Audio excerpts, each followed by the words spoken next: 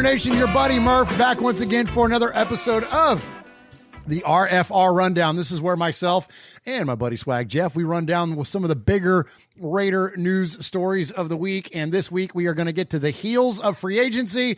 But before we get to that, let's just make it official. Welcome to the show, Swag Jeff. Hey, thank you very much. Thank you very much. Glad to be here for episode 2 of RFR Rundown. That's right. This is Raiders Fan Rundown or Raiders Fan Radio Rundown. Yeah. RFR Rundown, whatever the heck it is. It's a lot of R's. It's a lot of whatever F's. we call it, you are here, and we're glad you're here for another episode. That's right. It's March 25th, and so we covered heavily free agency last week. Yeah, we did. And we're going to cover this week kind of the response, the overall media response to free agency, and frankly, some of your response to free agency because, Jeff, we found ourselves in a little bit of a social media crap storm I would say, in a nice way. A little bit. We've got a lot of feedback, and it's fine. Look, this is a fan show. Jeff and I are fans. We have fan opinions, and we welcome your fan opinion as well. So absolutely. And you know what? And families fight. Families argue. Families don't always have to agree. We love each other. But, you know. Hey, and you know what, frankly, if we're all sitting around agreeing with each other all the time, then what do we got to talk about? Exactly. You know what I mean? So definitely some fun stuff that we're going to get to on tonight's RFR Rundown. All right, so let's just hit the big one off the top, Jeff. Let's do it.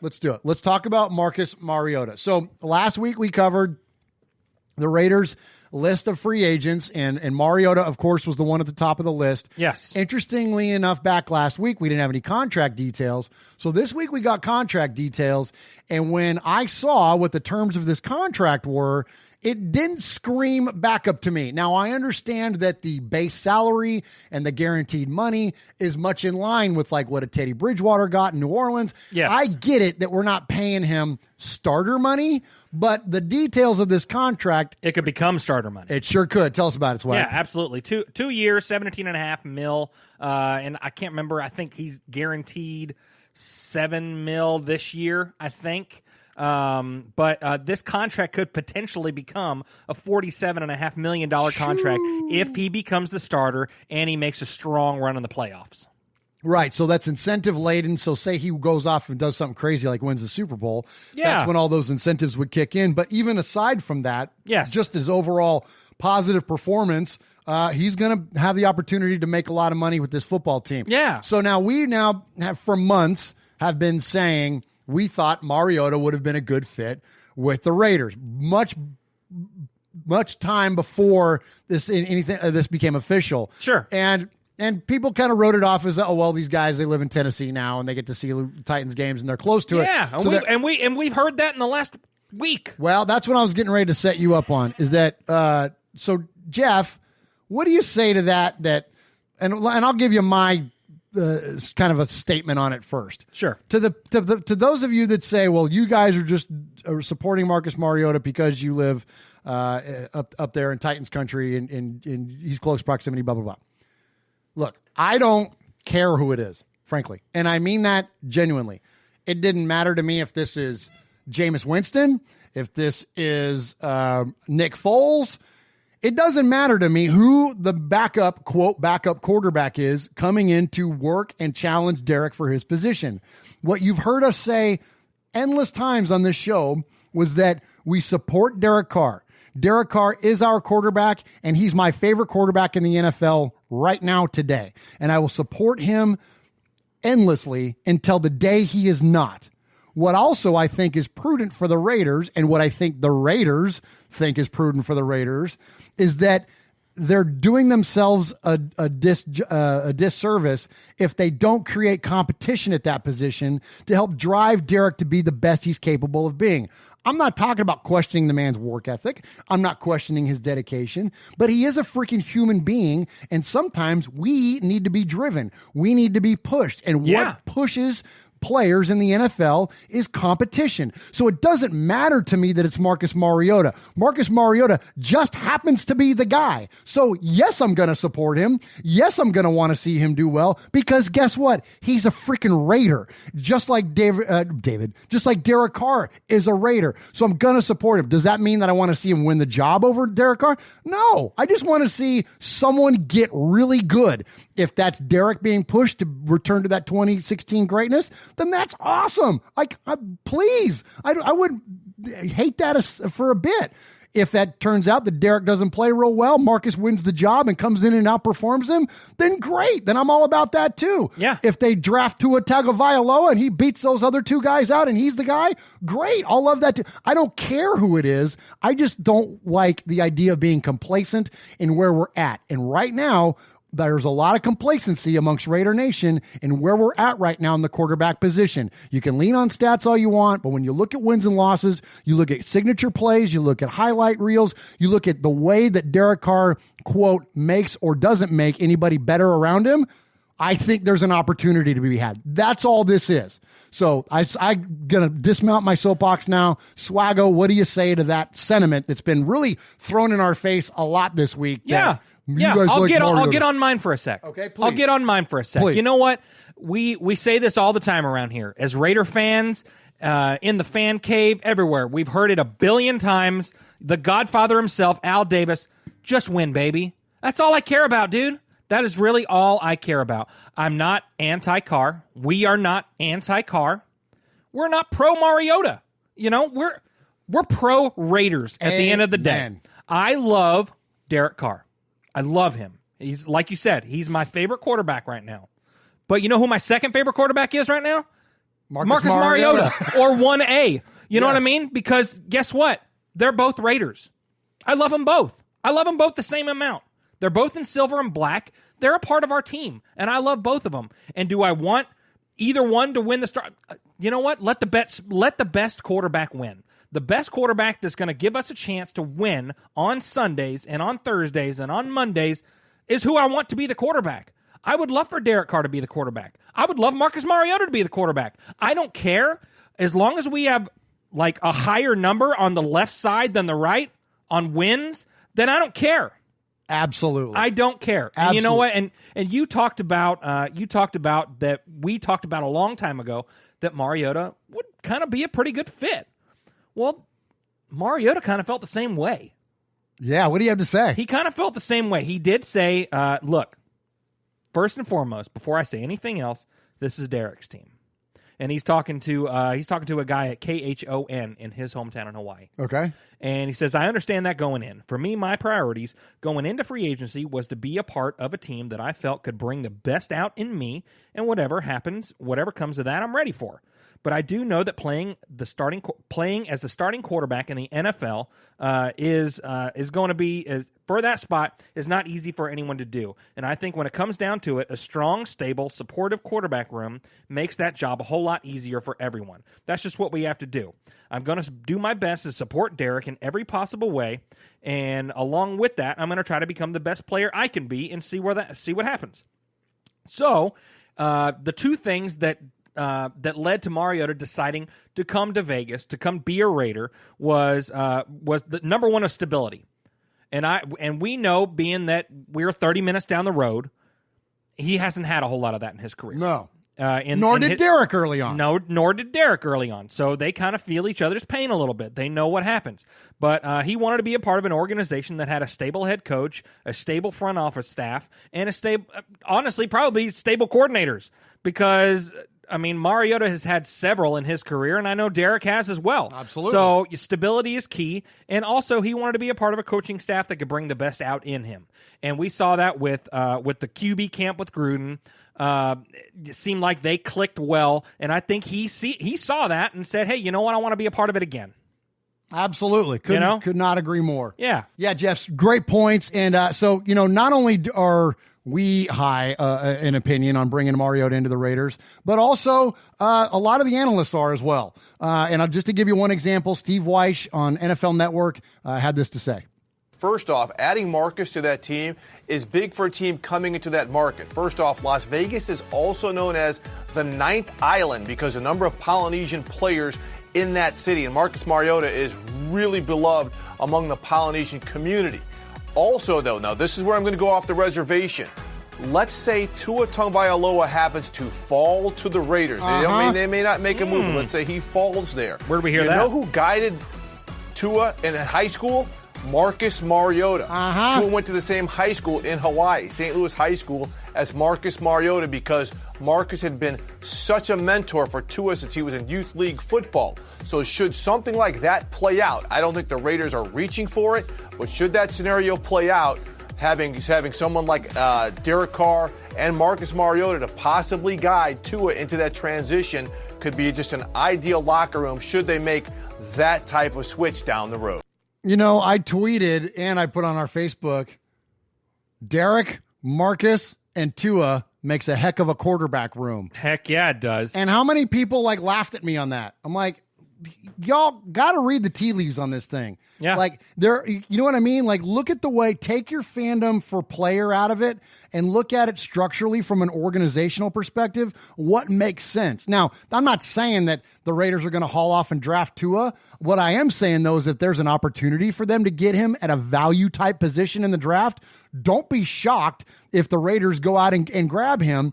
And speaking of that, and this is kind of on the heels of this, and I'm gonna leave it after this, and I'll move on to something else. I'll let Jeff finish it up. But in terms of the whole idea of supporting Derek, endlessly and blindly or whatever you want to say, this is the same way I felt about the fans that were behind Mac. It's the same way I felt about the fans that were behind Cooper and the people that are like, I'm not going to root for the Raiders anymore if they trade Khalil Mack. Well, you know what? I'm sorry.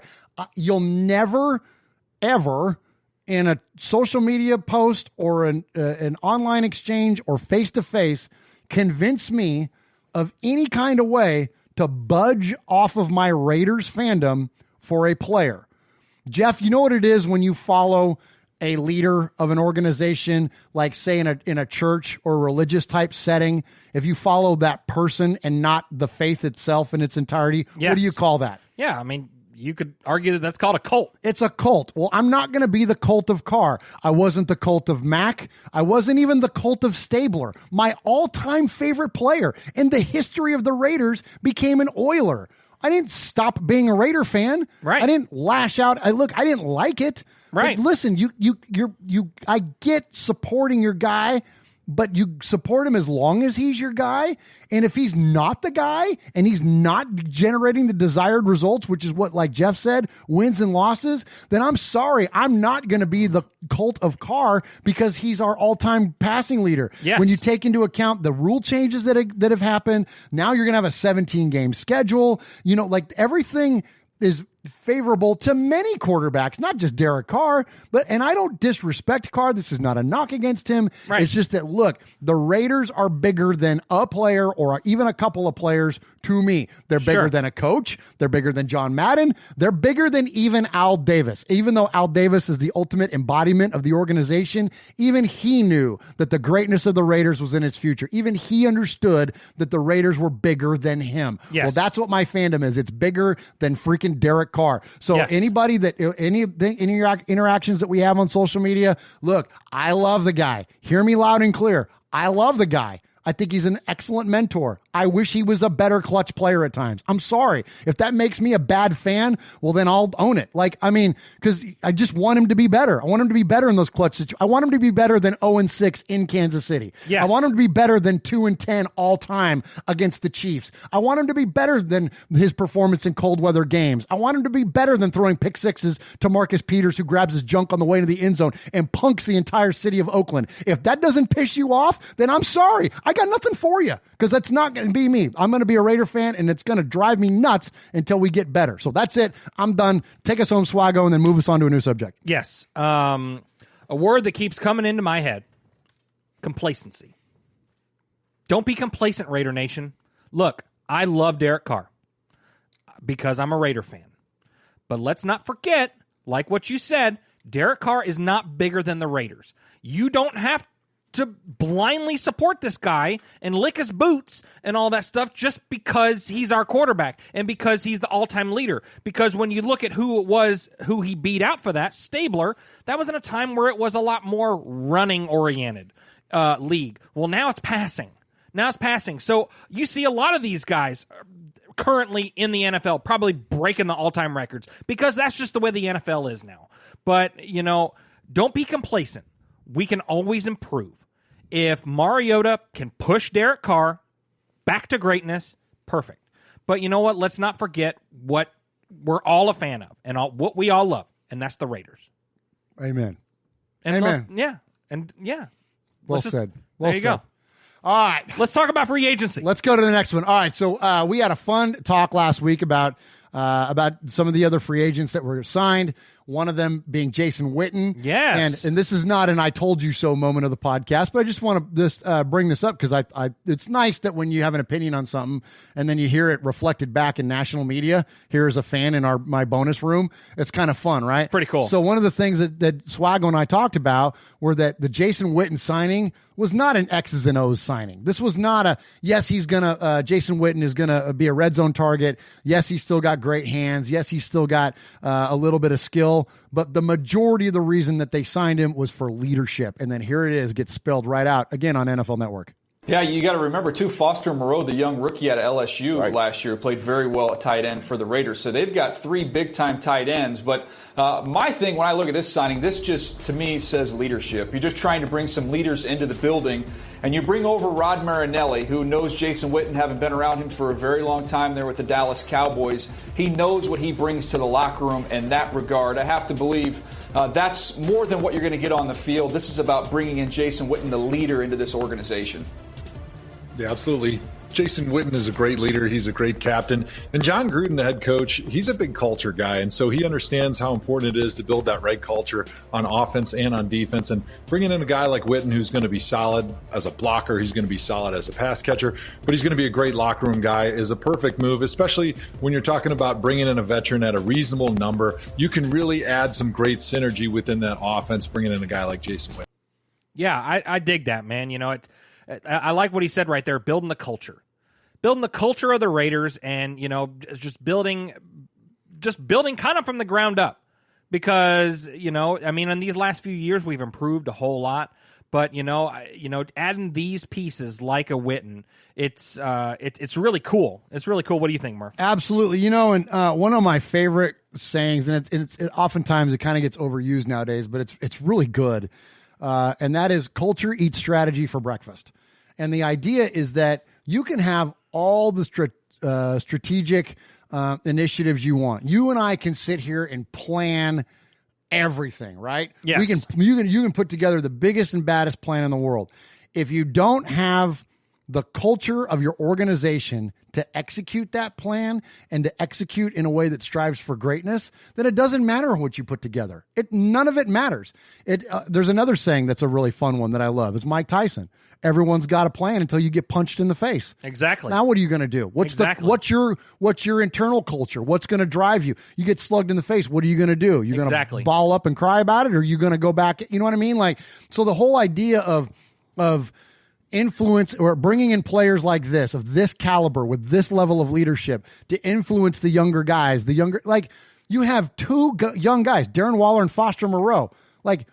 Yes, they are, by at least at all accounts right now, going to be huge building blocks for this Raiders offense going forward. Yes. Regardless of who the quarterback is. Yeah. Those 2 guys are going to be, you could argue that those 2 guys are probably the best tight end duo that the league has almost ever seen.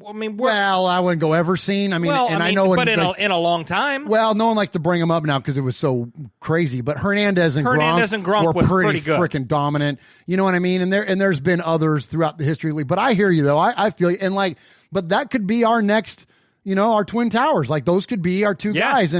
And so, who better to bring in than someone like Jason Witten to mentor those guys? Absolutely. Well, and you look, think about what happened about a year ago. Think about who we brought in a year ago.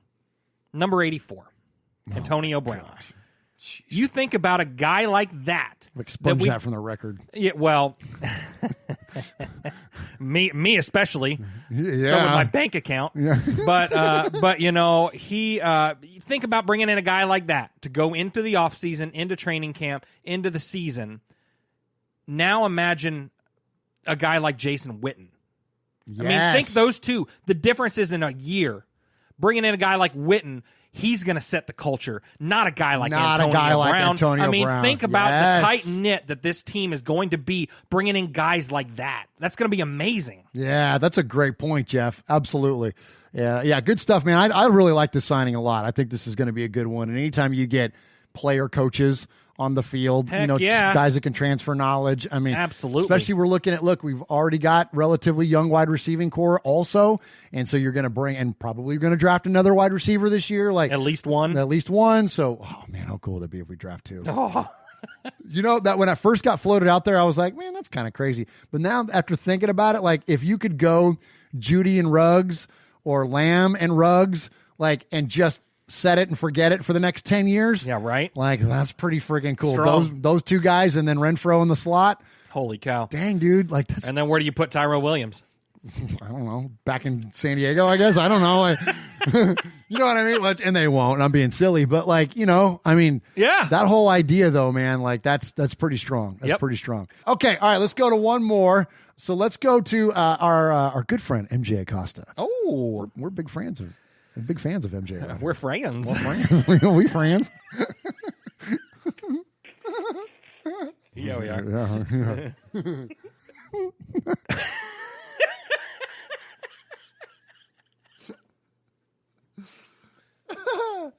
All right, next up, let's go back to the NFL Network. Let's listen to a friend of the show. Oh. Yeah, MJ Acosta. She breaks down the Raiders free agency as a whole. Yeah, she did. Corey Littleton. One of the many defensive moves surrounding the Raiders on Tuesday, Littleton really stood out to me the most. He had 26 passes defended. That's over the past 3 seasons, which I believe is the most by any linebacker in the NFL in that time frame. It just really brings that structure and that anchor that they need to really start building on that side of the ball. And in addition, I also really like Carl Nassib from Tampa. He brings experience to a defensive line, especially to a duo you might know by Salt. Hey, I'm going to stop it right here because this is exactly what you said last week. Yes. About how Nassib will complement Farrell and Max. Yes, Max. absolutely. Yeah, great call on that one, Swaggo. And Pepper, no, not the rap group, but rather Max Crosby and Cleveland Farrell. That's what they named themselves last year. They're going into that second season with the silver and black. Crosby, by the way, had an incredible season, finished with 10 sacks. Still some things that he needs to clean up there, but his attack and that speed really stood out to me. So I think having Nassib there will really bring a push to these younger guys and start to bring more of that speed, more of the attack off the edge, that pass rush that John Gruden says is so crucial, as we know. All right, great stuff there from MJ. Yeah, man, we got to get a pass rush going this year. It's right after quarterback. It's edge rush. I mean, that's the kind of the hierarchy always in my mind has been, you got to have a great quarterback to win in the NFL. To compete against a team with a great quarterback, you got to get to that quarterback. So you got to have edge rushers. Next up, you got to protect your quarterback from the edge rushers, so it's left tackle. Right? Like, that's kind of like the way that it's worked down. Yeah. I've never gotten past the 3 because I'm not that big of a thinker. But, so it's a big deal to generate a pass rush from the edge. That's, frankly, something we've missed in trading Khalil Mack, was that Mack was that closer for us. Mack was that guy that when the Raiders had a 3-point lead with 2 minutes left in the game and the other team had the ball, he was the guy to go in there and get that sack to force them to call a timeout or run out a whole bunch of the clock. Like, he was the guy to do that. Yes. And we've missed that closer on defense. I'm not saying that Nassib is going to be that guy, but hopefully he will open it up for Crosby for a pair of closers. Or Farrell to be that guy, right? Yeah, absolutely. Yeah, we talked about it last week that Nassib he's kind of a hybrid player. He's a player that can bounce around to different positions. He can play interior, he can play exterior, he can play outside linebacker. He can do all those things, and that will free up a guy like Cleveland Farrell to show why he was the number 4 overall pick last year. Absolutely. All right, so last week we didn't cover a couple guys that because they just got signed this week. Yeah. So one is Nelson Aguilar, who, kind of had a history of the dropsies, which, as Raider fans, we're really sensitive to that. Yes. So that signing is curious. I feel like that's one of those kind of signings where they'll bring him in. Well, if we have a training camp, they'll give him a training camp, see how he looks, and then determine whether he ultimately makes the roster or not. Yeah. Because they got him for like $8, right? Yeah. They signed him. It's a 1 year, $1 million. And like 800,000 guaranteed or something like that. So it's extremely inexpensive. But the guy had a good couple seasons prior, 17 and 18. I mean, he was good. Well, but he had the drops. Well, his stats look good, but then he had the drops to go along with it. So that's the challenge. So it'd be curious to see how he goes there. But here's my favorite. Yeah. And look, we don't partake around here, but I know many in Raider Nation does, and God bless you. Go knock yourself out. Well, yeah. But okay, there's only going to be one jersey that's going to outsell the Will Compton jersey, the Raiders Compton jersey. And that's the Cush jersey. Oh my gosh. What number does he wear? I have no idea. It doesn't matter. If it's Cush 69, they'll sell a jillion of those. Oh, absolutely. You know what I'm saying? Absolutely. Absolutely. So, speaking of Netflix and chill over there, right? Like, I mean. Oh, absolutely. Yeah, so the Cush jersey, the KUSH. So what is he? He's a guard, right, from Cleveland? He's a guard. Is that right? Yeah, I think he last played in Cleveland. And he's all in already.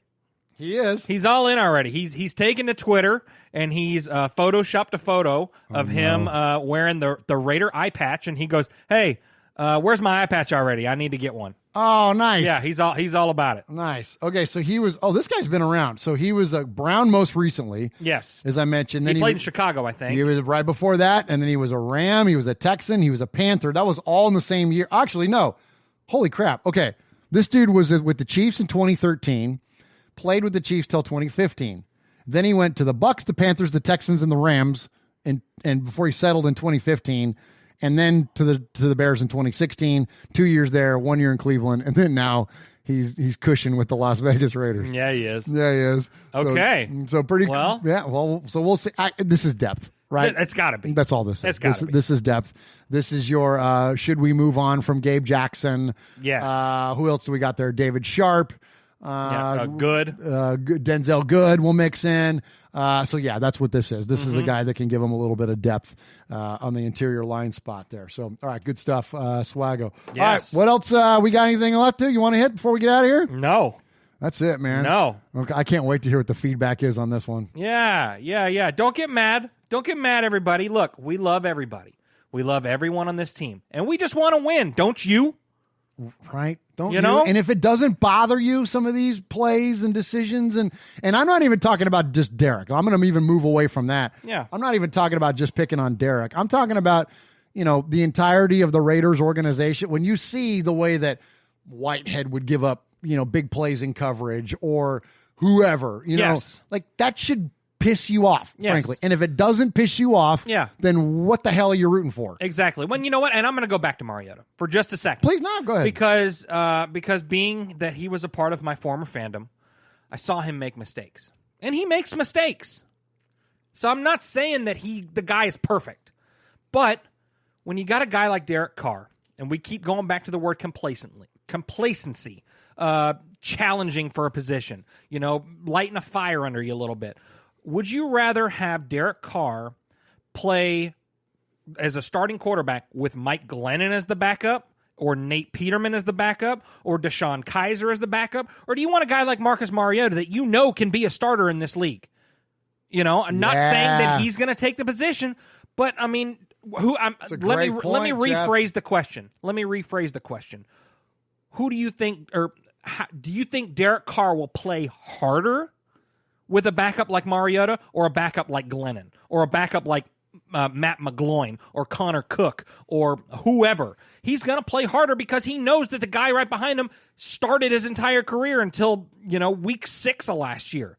I mean, the guy's hungry and he wants to get back out there and be a starter as well. So, whatever way you look at this, it's a positive.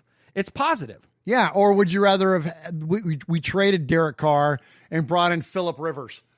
Yeah, you know what I mean, or Tom Brady, exactly. Or what, like, you know what I mean? Like, you think about, like, the Raiders had to do something. They were obligated to explore another avenue at the quarterback position. Yes. So this, I think, is best case scenario for them and for us as fans, frankly. And they don't make decisions based on us as fans, but for all the other scenarios that we could have found ourselves in, like, it's a good situation. This isn't a bad one to be in, y'all. Like, and so let's support them all, whether it's 4, whether it's 8, or whether it's 12 when they bring in Tua.